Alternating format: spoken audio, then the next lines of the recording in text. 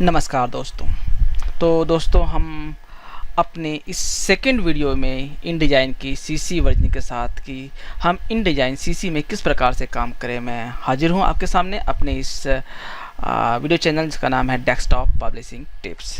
ठीक है दोस्तों, तो पिछली वीडियो में मैंने आपको जो इसके इंटरफेस है उसके बारे में तो विस्तार से बता दिया। अब हम थोड़ा सा आगे बढ़ते हैं। दोस्तों आगे क्या बढ़ना है कि मैं सबसे पहले क्या करूँगा, इसके अंदर एक क्रिएट करते हैं नया डॉक्यूमेंट। ठीक है, तो जैसे कि मैंने आपसे पिछली वीडियो में कहा था कि नया डॉक्यूमेंट दिखने में छोटा सा डॉक्यूमेंट एक विंडो है, बट इसके अंदर बहुत कुछ है। अब वो क्या बहुत कुछ है, सबसे पहले तो हम आते हैं यहाँ प्रिंट पे, जो कि मैं अभी फिलहाल आपको प्रिंट के बारे में बता रहा हूँ, और इसके बाद आपको जो EPUB है उसके बारे में बताया जाएगा। तो ये दोस्तों मेरे चैनल के साथ जुड़े रहिए और मेरी वीडियो को कृपया लास्ट तक ज़रूर देखिए, ताकि इसमें बहुत सी चीज़ें होती हैं, छोटी छोटी चीज़ें होती हैं। जैसे जैसे हम आगे बढ़ते हैं मैं उसमें ऐड ऑन करता चला जाता हूं, तो आप कुछ मिस ना कर जाएं। इसलिए मैं कह रहा हूं कि आप इसको वीडियो को लास्ट तक देखिए, क्योंकि बीच बीच में स्टॉप करते जाएंगे तो यदि आप सीख रहे हैं, बिगिनर हैं, तो आपको बहुत ज़रूरी है कि आपको हर चीज़ क्लियरली पता हो।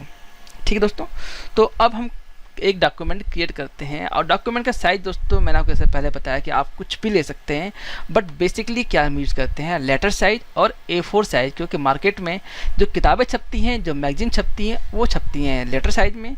और जो हम प्रिंट आउट निकालते हैं, रेज्यूम बनाते हैं, और जो भी आप छोटे छोटे A4 पोस्टर्स निकालते हैं कि जो हम अपने प्रिंटर पर प्रिंट कर पाएँ, वो निकालते हैं किसमें, A4 साइज में, जो कि ईजिली अवेलेबल होता है हर जितने भी आपके स्टेशनरी के दुकानों पेपर जो साइज है। ठीक है, हम क्लिक करते हैं A4 साइज पे, क्लिक किया।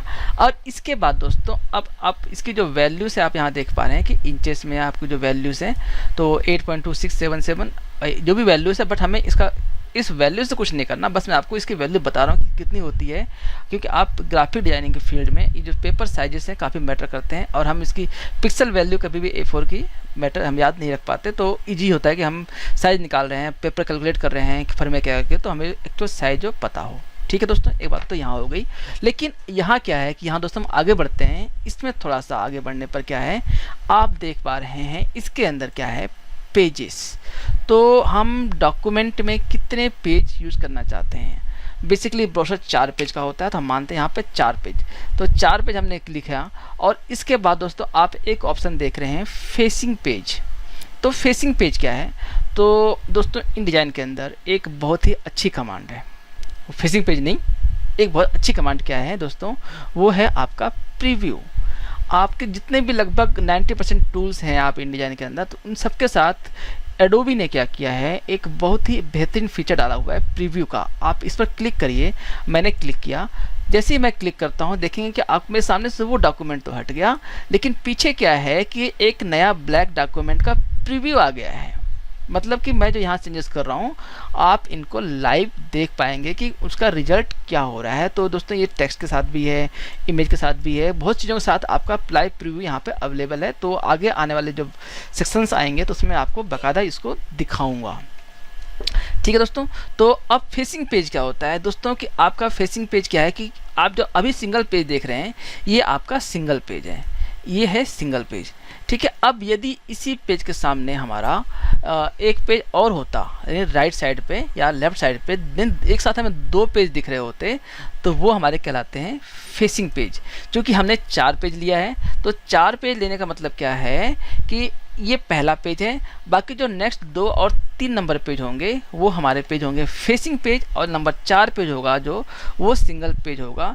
और जैसे कि हम कोरल ड्रॉ, आप जैसे बात अगर आप InDesign सीख रहे हो तो कोरल ड्रॉ आई एज्यूम करता हूँ कि आप लोगों ने चलाया ही होगा, बिल्कुल मैं इसमें नो डाउट कि आप लोगों ने कोरल ड्रॉ नहीं चलाया होगा, क्योंकि हमारे इंडिया में कोरल ड्रॉ सीढ़ी ही, ग्राफिक डिजाइनिंग की सीढ़ी ही कोरल ड्रॉ से स्टार्ट होती है। तो उसके अंदर हमारा जो सिंगल पेज दिखता है, और हम उसमें भी फेसिंग पेज करने के थोड़ा से तरीके होते हैं, उसे हम यूज़ कर लेते हैं। बट इसमें InDesign में क्या है कि आपके सारे पेज सामने डबल पेज दिखाते हैं, मैं आपको अभी दिखाऊंगा। और उसके बाद क्या है, स्टार्ट नंबर क्या है, चलिए स्टार्ट नंबर क्या है यहाँ डालता हूँ मैं, नंबर 2। ठीक है, अब देखिए जैसे मैंने नंबर 2 डाला, 2 का मतलब क्या है कि पेज हमारा जो स्टार्ट पेज है यहाँ पे, ये आप देख रहे हैं कि यहाँ पे मैंने 1 लिखा तो ये 1 नंबर स्टार्ट है, लेकिन मैं चाहता हूँ कि मेरा डॉक्यूमेंट स्टार्ट कहाँ से हो, 2 नंबर से स्टार्ट हो, यानी 1 नंबर को स्किप कर जाए। तो हमारा यहाँ से अब जो आप यहाँ देख पा रहे हैं ये है हमारा फेसिंग पेजेस। तो आप इसको यहाँ से भी कंट्रोल कर सकते हैं, बट हम यहाँ पे कभी कंट्रोल नहीं करते हैं। मैं आपको जो हम पेज सेटअप, पेज सेटिंग में जाएंगे, पेज से बाकी चीज़ें एडवांस चीज़ें करेंगे, तो हो सकता है कि मैं आपको इसी वीडियो में बता भी दूं कि ये कहाँ से और बदल सकते हैं आप, बट हम यहाँ पे जनरली इसको नहीं छेड़ते हैं, तो आप इसको एक रहने दीजिए। और इसके बाद दोस्तों एक है प्राइमरी टेक्स्ट फ्रेम।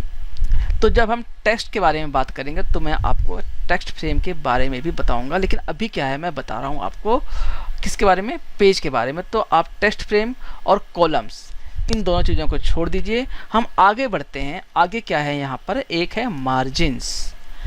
मार्जिन्स दोस्तों अब ये बहुत ज़रूरी चीज़ है, मार्जिन्स और ब्लीड एंड स्लग, ये दो चीज़ें मैं आपको आज ही वीडियो में बता दूंगा। 10-12 मिनट की वीडियो बनेगी, पर दोस्तों मैं जैसा कह रहा हूँ आप लास्ट तक देखिए वीडियो, ताकि आप बेहतर समझ पाएँ, ठीक है। अब इसमें क्या है दोस्तों, मार्जिन क्या होता है, मार्जिन वो एरिया होता है कि जो हम टेक्स्ट यूज करते हैं, तो आप जो बॉर्डर, हमारे जो पेज का बॉर्डर एरिया है, और प्लस जो आप यहाँ पे पिंक लाइन में एक बॉर्डर देख पा रहे हैं, तो जो कि नॉन प्रिंटेबल होता है। मैं आपको पहले बता रहा हूँ, यहाँ पे ये बॉर्डर जो है ये नॉन प्रिंटेबल है, बट इस बॉर्डर और इस ब्लैक लाइन यानी पेज बॉर्डर के बीच का जो एरिया है वो कहलाता है हमारा मार्जिन, ठीक है। मैं यहाँ बढ़ाता हूँ मार्जिन को, यहाँ देता हूँ क्या 0.5।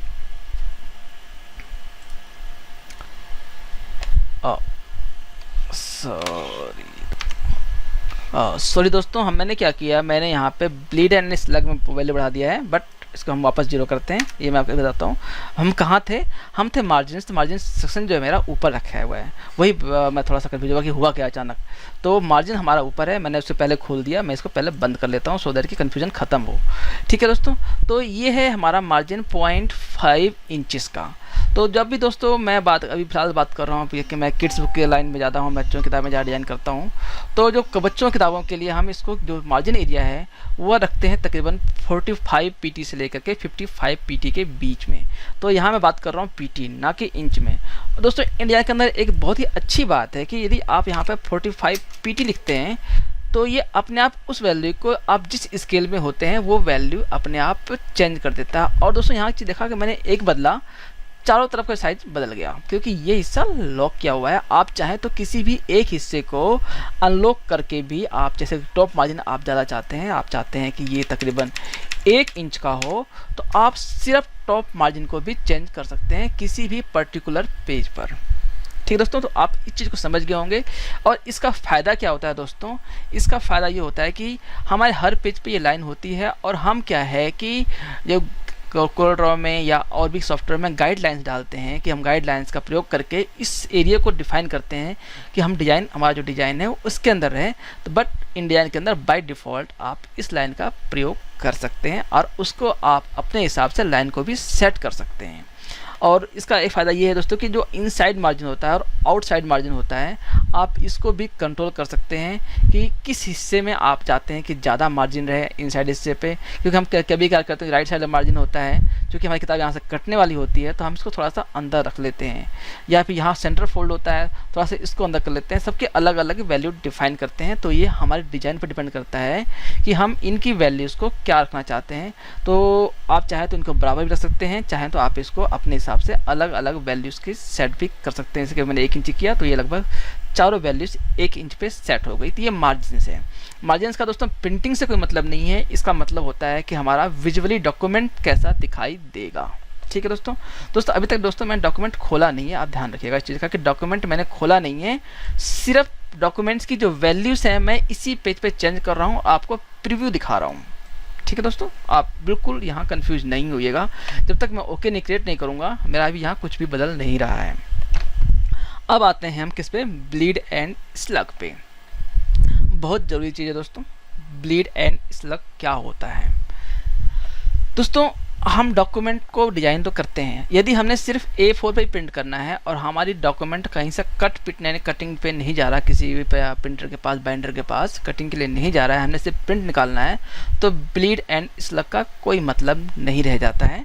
बल्कि यदि हमने कोई डिज़ाइन बनाया है और उस डिज़ाइन पर हमारी जो सीटें हैं फोल्ड होके या बाइंड होकर के, प्रिंट होकर के बाद में लास्ट में कटने के लिए तैयार हो रही हैं, तो हमको ब्लीड देना कंपलसरी हो जाता है। और कम से कम कितनी ब्लीड दोस्तों, 3 mm की ब्लीड, ये बहुत ज़रूरी है। तो अब देखा आपने कि जैसे मैंने यहाँ पे 3 mm लिखा, ये जो है ब्लीड चारों तरफ से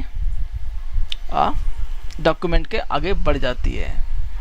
ठीक है दोस्तों, तो अब ये 3 mm की ब्लीड है, ये काम किस आती है, क्योंकि जो हमारा डॉक्यूमेंट होता है कि यदि कई बार हम कोई कलर पिक्चर यूज कर रहे हैं या कोई इमेज यूज कर रहे हैं जो कि हमारे पेज के एक्सटेंड हो रही है, यानी एज, पेज एज तक जा रही है, तो हमको पिक्चर को, जो हमारा ब्लैक बॉर्डर देख रहे हैं, हमें उसको वहाँ नहीं छोड़ना होता।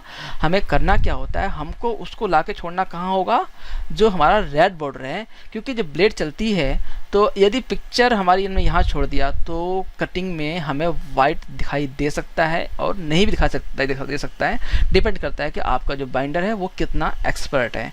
बट वो उस एरर को ही निकालने के लिए हम लोग ब्लीड देते हैं कि डॉक्यूमेंट जब कटे तो हमारा जो बिल्कुल एज टू एज जो प्रिंटिंग है, जो डॉक्यूमेंट हमारी इमेज प्रिंट हुई है या कुछ भी प्रिंट हुआ है, वह बिल्कुल एज टू एज दिखाई दे। ये खास तौर से मैगजीन्स के अंदर दोस्तों काफ़ी ज़्यादा यूज होता है, जहाँ पे फुल पेज विथ के डिज़ाइन बने होते हैं या जो एडवर्टाइजमेंट होते हैं वो बने होते हैं या कोई भी इमेज वहाँ पे प्रयोग की जा रही होती है, तो ये एज टू एज चलती हैं सारी चीज़ें आप उनके साथ में।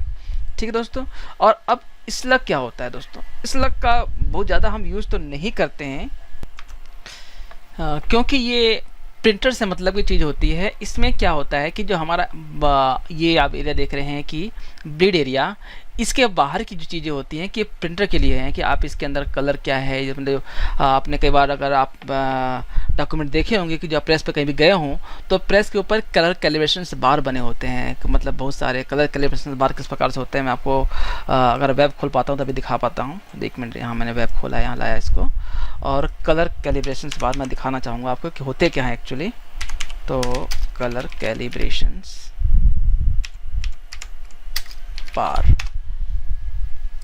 इमेजेस पे खोलते हैं, ये इसे आप ये देख रहे हैं डॉक्यूमेंट होता है, तो किसी भी डॉक्यूमेंट, हाँ ये एक्चुअली है कि इस तरीके के बार कलर के जो हमारा डॉक्यूमेंट लगा होता है तो उसके बाहर ये चीज़ें बनी होती हैं किसी भी डिजाइन, जैसे आप यहाँ देख रहे हैं कट मार्क्स हैं और बहुत सारी चीज़ें होती हैं, तो जो कि हमारे मतलब की नहीं होती है। वो क्या है कि जो प्रिंटर के मतलब की चीज़ें होती हैं कि उसमें वो चीज़ें कैसे प्रिंटर यूज कर रहा है, कौन सा कलर लगा रहा है, अपने कलर को सेट करने के लिए डॉक्यूमेंट पे जो कलर प्रिंट हो रहा है मैच कर रहा है नहीं कर रहा। तो आपको बेसिकली जो स्लग एरिया है उस पर ज़्यादा फोकस नहीं करना है, क्योंकि आपकी डिजाइनिंग स्किल है, आप प्रिंटिंग स्किल, अब सिर्फ आपने ब्लीड तक फोकस करना है। मेन चीज़ आपकी ब्लीड है।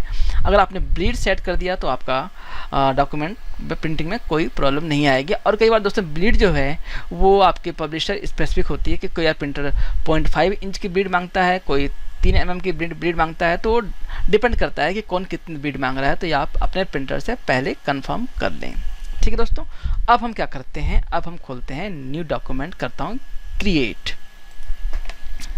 ओके दोस्तों, तो मैंने इसमें स्लग भी डाल दिया है, बल्कि मुझे नोट रिक्वायर्ड था। तो अब ये क्या, मैंने दोस्तों ऑल दबाएंगे, आप ऑल दबाने के बाद माउस से अप एंड डाउन स्क्रॉल करेंगे तो आपका जो डॉक्यूमेंट है जूम आउट और जूम इन होता है। तो बहुत ईजी कमांड है आपको इसमें आपके लिए डॉक्यूमेंट को इसका जूम आउट जूम इन करने की।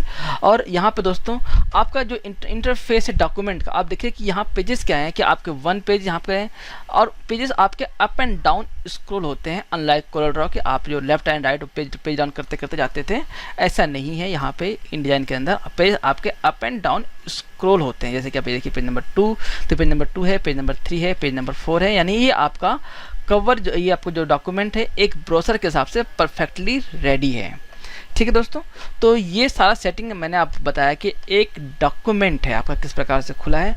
यहाँ पे दोस्तों बस मैं आपको एक चीज़ और बताऊंगा और बहुत ही इंटरेस्टिंग चीज़ है कि अभी तो आपको लगेगा कि आप सिर्फ सीख रहे हैं तो आपको कोई दिक्कत नहीं हो रही है, बट जब आप काम करने लगेंगे, काफ़ी आप काम करेंगे InDesign पे या आगे बढ़ेंगे तो इस चीज़ से आपको काफ़ी एक फ़ायदा मिलने वाला है। तो आपको मैं अभी बता रहा हूँ कि आपको क्या फ़ायदा मिलने वाला है कि आपका मान लीजिए ये पेज मैंने रखा हुआ है, यहाँ पे कलर डाल दिया है, एक पेज है, तो यदि मान लो कि आपके पास 2 पेज सेट करने हो, कई बार हम जब डॉक्यूमेंट पेस्ट करते हैं InDesign के अंदर, डॉक्यूमेंट पे कोई पेस्ट करते हैं तो हम 2-3 पेज के यहाँ पे साइड में रेफरेंस रखे होते हैं, रखने पड़ते हैं, या फिर हम एक पेज को वर्ड कोई टेक्स्ट फाइल इंपोर्ट करते हैं InDesign के अंदर, तो टेक्स्ट के जो सेगमेंट्स हैं तो यहाँ पे 1, 2, 3 सेगमेंट्स यहीं रख लेते हैं और फिर उनको अपने हिसाब से अरेंज करते हैं, फिर आगे बढ़ते हैं कि आप उनको किस प्रकार से करेंगे। चीज़ आपको समझ में नहीं आ रही होंगी, बट आप आगे बढ़ेंगे मेरे साथ तो ये चीज़ समझ जाएंगे। जैसे कि अब मैं इसको मूव करना चाहता हूँ, दो ऑब्जेक्ट हैं, मैं इनको आपस में ओवरलैप नहीं करना चाह रहा हूँ, मैं चाहता हूँ दोनों साइड बाय साइड चीज़ें जो हैं मेरी इसी डॉक्यूमेंट में पड़ी रहें।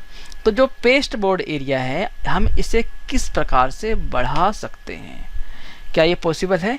तो InDesign CS6 तक तो नहीं था, बट वहाँ पे CS6 से पहले नहीं था, CS6 के बाद आ गया कि आप जो पेस्ट बोर्ड एरिया को अपने हिसाब से बढ़ा सकते हैं। और वो कहाँ से वो आप बढ़ा सकते हैं? एडिट में जाइए, प्रेफरेंसेस में जाइए, गाइड्स एंड पेस्ट बोर्ड, यानी इस एरिया में बताया कि बोलते हैं पेस्ट बोर्ड। आप यहाँ जाइए, यहाँ जाने के बाद आप देख रहे हैं हॉरिजॉन्टल मार्जिन्स, ठीक है। आप इसको जितना चाहें, मैं हमेशा इसको 55 इंच कर देता हूँ, बहुत होता है मेरे लिए। मैं ऑलवेज इतने से जब भी कोई नया डॉक्यूमेंट मैं क्रिएट करता हूँ तो मेरे डॉक्यूमेंट साथ में ये चीज़ें मैं जरूर करता हूँ। अब ये कि अब ये डॉक्यूमेंट है कि मुझे दिक्कत नहीं होती कि मैं चाहे जूम कम कर लूँ, जूम ज़्यादा कर लूँ, तो मुझे पूरे पता होता है, ग्रे एरिया मुझे कंफ्यूज नहीं करता है। और अपने एलिमेंट्स को चाहे तो मैं 4 एलिमेंट रख लूँ सामने, मुझे ये चाहिए तो मैं ये लगा लेता हूँ वापस करके। तो 4-5 पिक्चरों के साथ खेलना होता है। बहुत सारी पिक्चरें हम इंपोर्ट करते हैं फोटोशॉप में। जैसा मैं डॉक्यूमेंट मैं खोल रहा था तो आपने देखा था कि बहुत सारे डॉक्यूमेंट खुले हुए थे और पूरी फुल पेज की पिक्चर होती हैं, तो मैं 4-4 पिक्चरें यहाँ पर इंपोर्ट करनी पड़ती हैं। तो ये जो तरीका है ये मुझे बहुत सूट करता है, ठीक है दोस्तों। तो आज की वीडियो में सिर्फ इतना ही बताना था, सिर्फ इतना ही, मतलब सिर्फ 16 मिनट की वीडियो है, तो सिर्फ इतना ही बताना था कि आप InDesign के अंदर नया पेज किस प्रकार से क्रिएट करेंगे। और कल की वीडियो जो होगी, मतलब कल की वीडियो या फिर मैं कहूँ नेक्स्ट वीडियो जो होगी, उसके अंदर मैं क्या बताऊँगा आपको कि आपका जो पेज पैनल है आप इसको किस प्रकार से सेट कर सकते हैं, यानी इसके अंदर क्या फंक्शन होते हैं, हम इसे किस प्रकार से यूज करेंगे, ठीक है दोस्तों। तो उम्मीद करता हूं कि आपको ये वीडियो भी पसंद आई होगी मेरी पहली वीडियो की तरह। अगर दोस्तों ऐसा है तो कमेंट करने में बिल्कुल भी हिचकिचाए नहीं, बिल्कुल भी शर्माए नहीं, मतलब किसी भी बात यह शर्माए नहीं, और अपने विचार जो हैं मुझसे शेयर करें।